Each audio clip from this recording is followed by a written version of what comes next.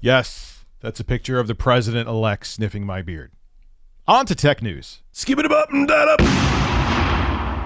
So one of the things that Sony has been touting the most, even though it seems like the Series X has more graphical grunt than the PlayStation 5, is the solid-state drive tech inside of the PS5. It's so fast that even though they're letting you put a standard M.2 PCI Express 4.0 NVMe solid-state drive, that name is ridiculous, into the PlayStation 5, that port that they have for it, the NVMe slot, is actually disabled because they want to make sure that you get M.2 drives from a third-party manufacturer that has the proper I/O speeds. So they're just letting you use the internal storage on the PlayStation 5 for now. Point being, that's how fast it is, okay?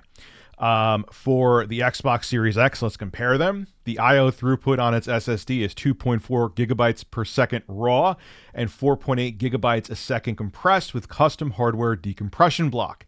The I/O throughput for the PlayStation 5 is much faster, 5.5 gigabytes a second raw and up to 8 to 9 gigabytes per second compressed. So you would think the PlayStation 5 would just load all games significantly quicker, right?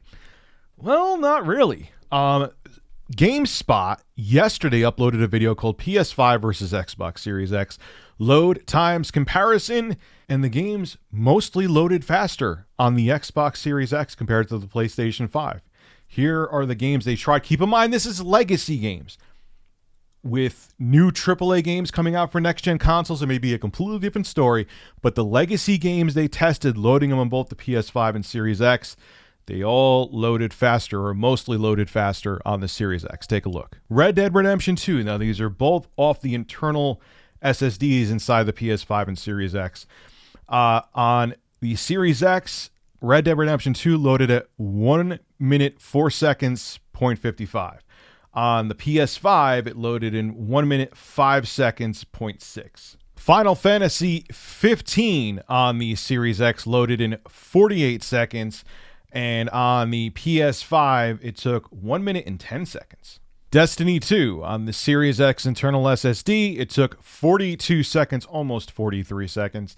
And on the PS5 internal SSD, it took 57 seconds. Wow, that's another significant difference. Monster Hunter World on the Series X internal SSD took 35 seconds to load.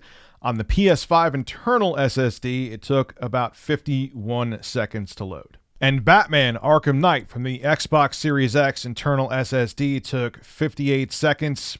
We can almost say it's pushing 59 seconds.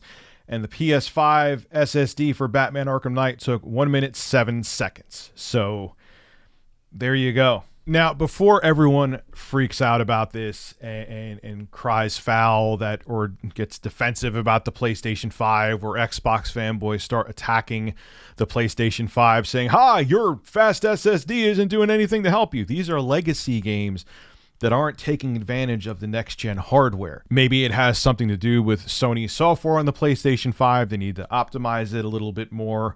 It could be so many different things. Now, if it's next-gen games that load quicker on the Series X and the PlayStation 5, then we can have a discussion. But yeah, this is still telling somewhat, though. Maybe Microsoft with their SSD tech isn't going to be that behind Sony, and third-party games will be able to take advantage of both the super fast solid-state drives inside the PS5 and Series X. So this is interesting. It also is good news for the Series X that the SSD tech seems, again, these are legacy games, seems like it's not going to be that behind Sony's, but only time will tell. I wouldn't take this as like a huge win for the Series X or a loss for the PlayStation 5. It's just an observation, and in the future, it could change. This is Rich of Review Tech USA signing out. Have a good one.